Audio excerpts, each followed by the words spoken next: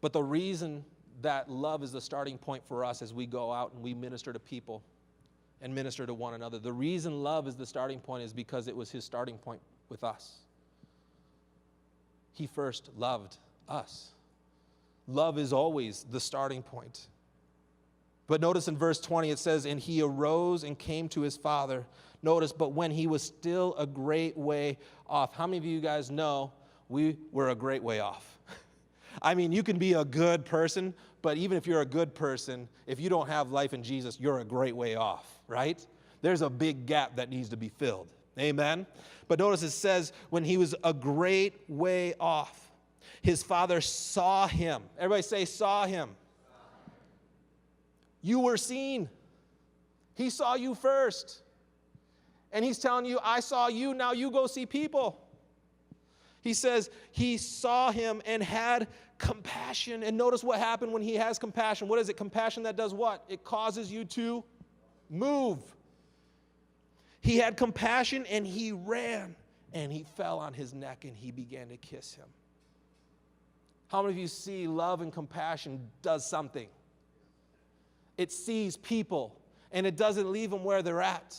It gives freely of what we have freely received.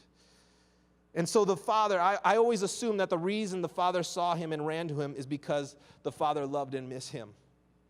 But notice it says the father saw him from a great way off. How many of you know that means that the father was looking for him? Oh, he wasn't just sitting around and just happened to notice on the horizon. He saw him a great way off. He said, there he is. There he is, my son. He looks for us. He looks for us. And he's saying, will you look for people the way that I look for you? Will you give to people the way that I freely have given to you?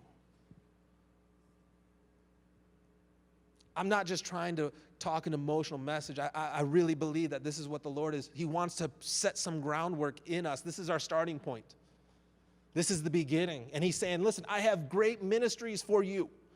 We've been talking about living in purpose. We've been talking about from promise to reality. But if you want to begin to see those things, we have to love people.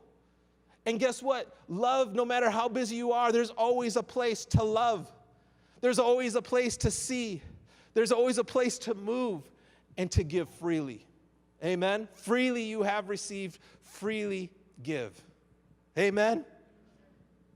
This is good word. Number one, it opens our eyes to how good he is to us. But number two, it helps us recognize that there's a whole lot of people need what you already have.